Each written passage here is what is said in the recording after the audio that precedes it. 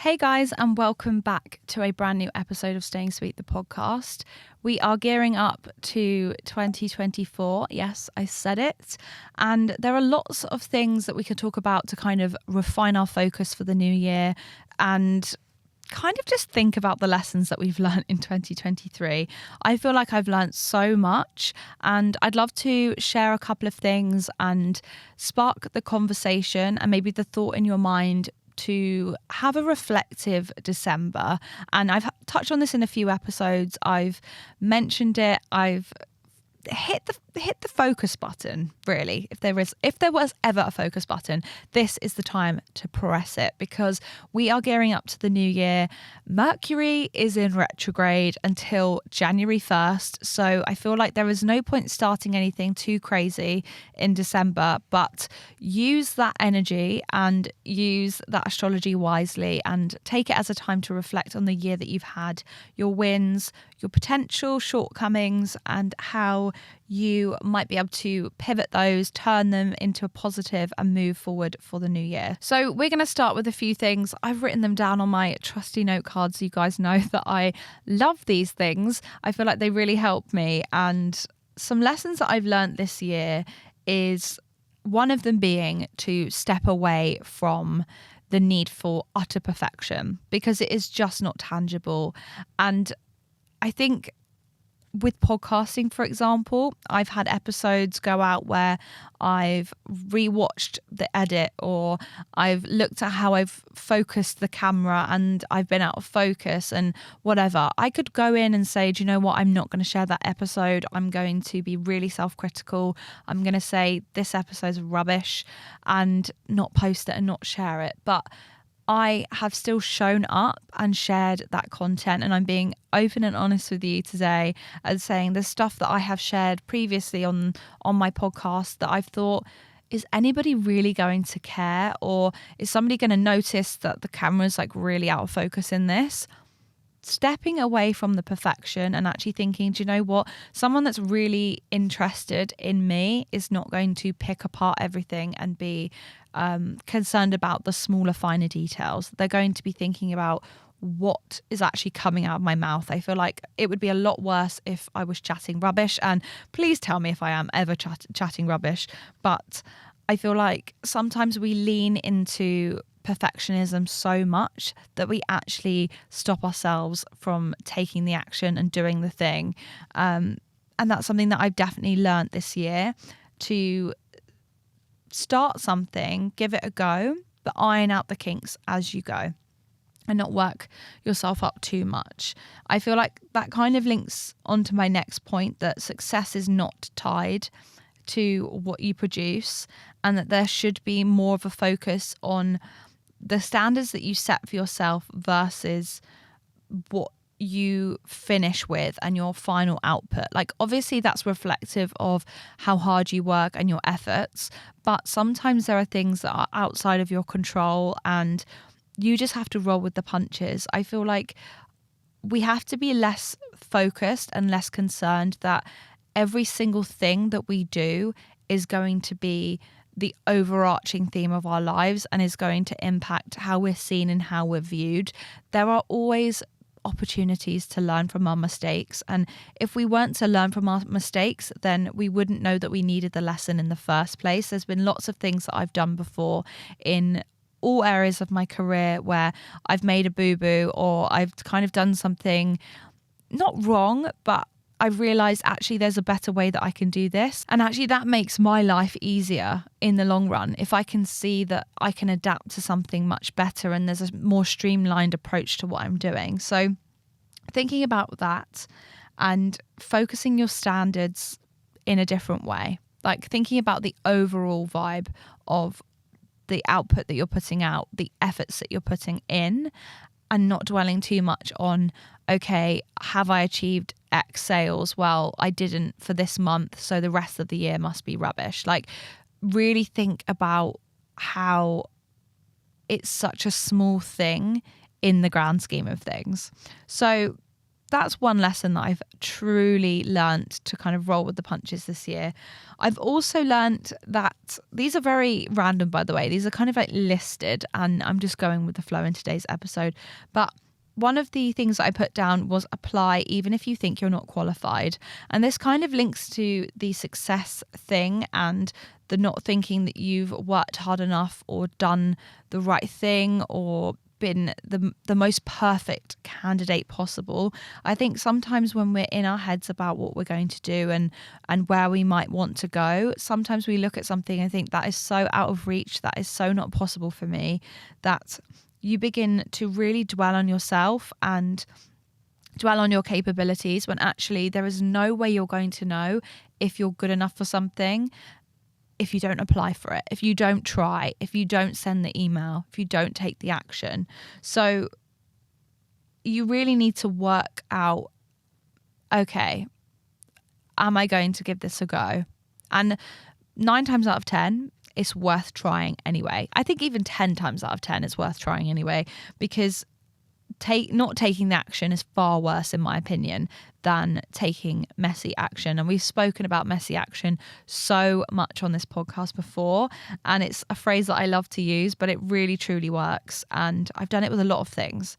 I also believe that this year I've learned so much about self-concept, and I think I've spoken about this before in one of my recent episodes with your self-identity concept and working out that person that you're going to be. You're only going to get as far as your self-concept, and it's only going to allow in so much.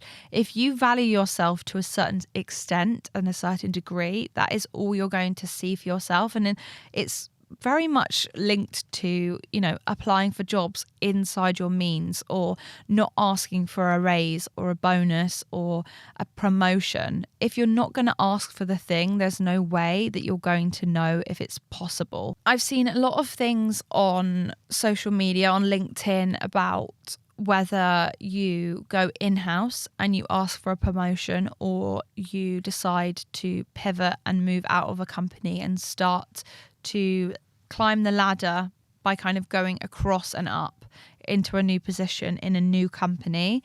Or, for example, in a case of your business, launching a new product instead of nurturing something that you've already got pre-existing in the hopes that it will help your business grow.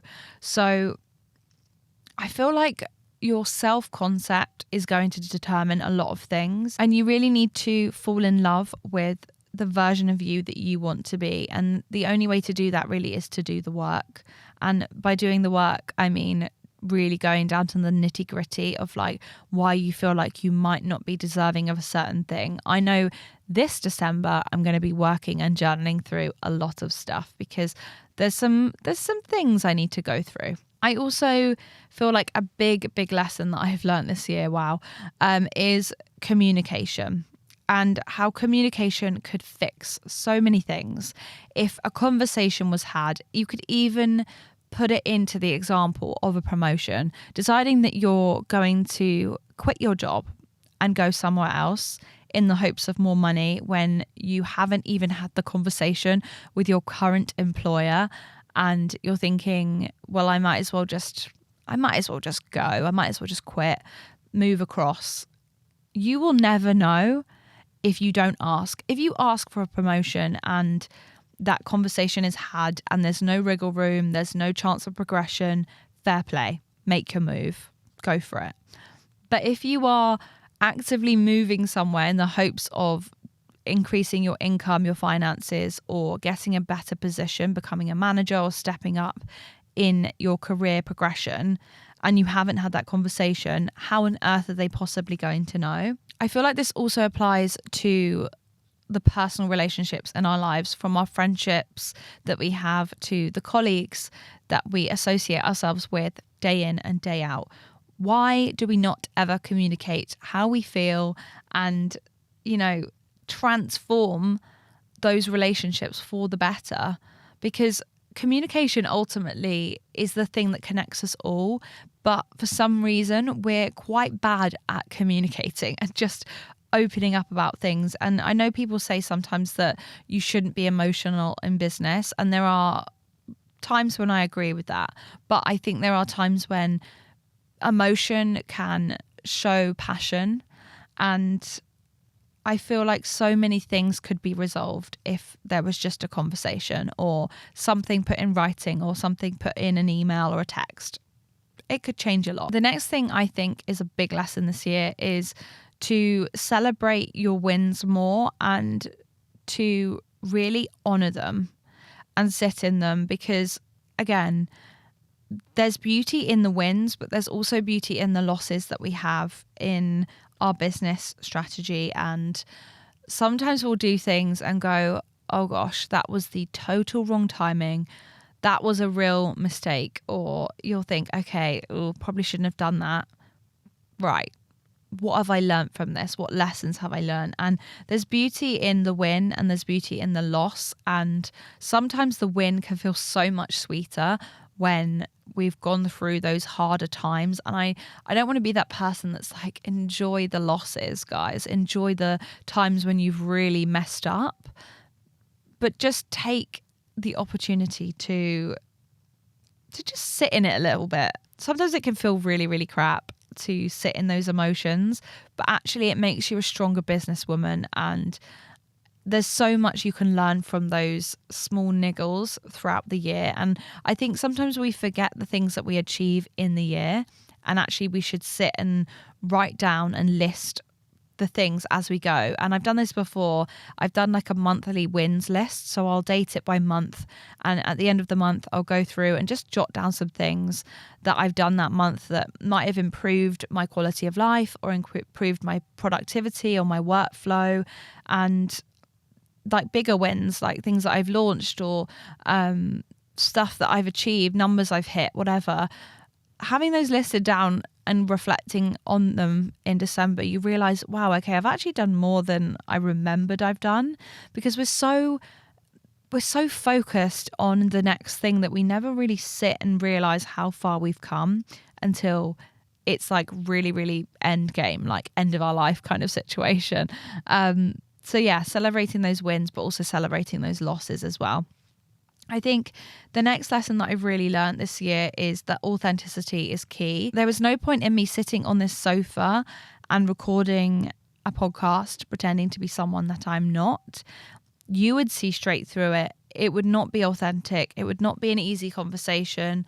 I just feel like it would just not flow in the same way. And I could say it about my podcast. I could say it about different things that I'm doing, other projects that I'm working on. I feel like I've had it a lot with my personal brand. I've become quite detached from certain areas of my personal brand, and just learning to let go and go, do you know what? Doesn't really feel authentic to me right now. So I'm going to be focusing on these projects for the foreseeable and facilitating that.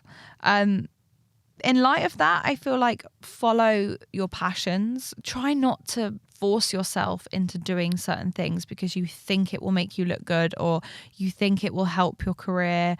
Try and do things that actually you enjoy and light you up, because it's going to be much easier for you to show up authentically. And in the same breath, don't be afraid to change or stop something. If it doesn't feel good, you can let go of it. You can say, okay, this is probably not for me.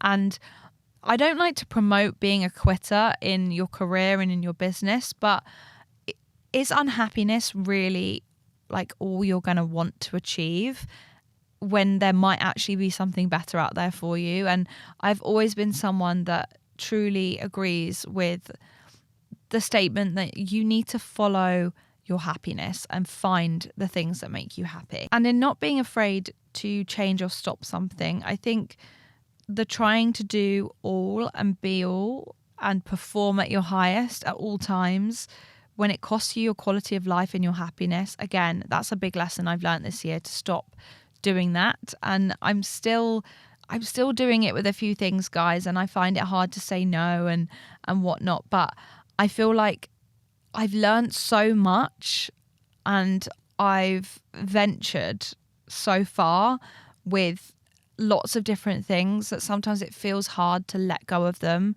and be like, do you know what? Do I really need to be doing this? Do I really need to be adding on to my to-do list when actually right now I'm not doing things my best.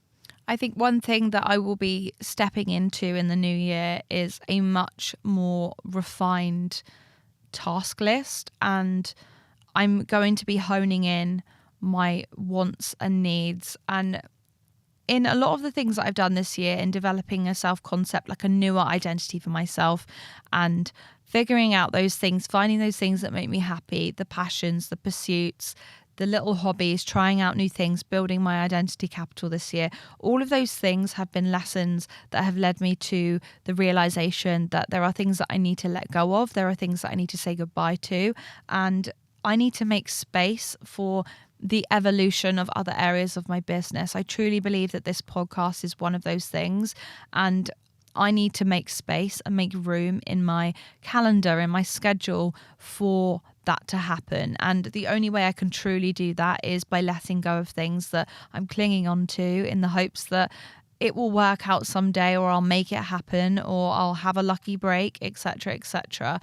And you can apply that to areas in your business or in your career that kind of feel forced and don't necessarily feel like they're conclusive to the overarching vibe that you're trying to create for yourself and the overarching experience. So these are just some of the lessons. I feel like I will touch on this again, and there'll probably be episodes as I journal and do the inner work throughout December. God help me when I do that, because I feel like I'm going to uncover so much yet again. I always do around this time of year, and especially when I go to do things like my vision boards and my yearly reflection and actually sit and write things down, that I realize, wow, I've learned a lot. There have been some things that I've really unpicked from this year, good and bad, that are really going to change things up for the new year. And I know that there are a lot of people that think, why do you wait to the new year to start goals, tasks, whatever? But there are so many people that are pushed and motivated by the time of year, and I think it's the perfect time. I think it's the perfect time to get on board with your goals, start afresh, be working slightly through the winter whilst we're in sort of hibernation mode, and we're basically just like working on ourselves at home in that like hibernation vibe. And when we come out and we blossom in the spring, we're going to be so ready and so on the ball and ready to smash our goals that it's just going to be the most incredible experience. And I have a really good feeling about 2024. I think there's going to be a lot of career success for people next year, and there's going to be a lot of change and progress, and that's what I'm excited about. And I feel like another lesson that I've learned this year is the importance of optimism and the importance of my blue sky thinking. And my blue sky thinkers, make sure you're a blue sky thinker, because you're going to be much more motivated when you raise the stakes, you raise the bar, and you open yourself up to the beauty of being a founder, being a business owner, and working hard in your career. So I really hope this episode has been a nice little slice of lessons for 2023. Please let me know below if you're watching on YouTube in the comments, and if you're listening on Spotify or watching on Spotify or any other podcast streaming platform, let me know in the show notes what you have learnt in 2024. What lessons have you picked up? And share. I'd love to know. I'd love to share it with my audience and my community, and it would be great to see what we're all on a wider scale working on, and what have we learnt in this year, because what a year it's been. If I told January 2023 Alice what I'd be doing and where I'd be right now, I would be like, no freaking way. But yes way, we're here, and I'm so happy about it. So thank you so much for listening and tuning in, guys. If you enjoyed the episode, make sure to leave a rate and review. That would truly help me grow this podcast even further for 2024. I love you guys so much and appreciate you. Thank you so much for tuning in, guys. Stay sweet.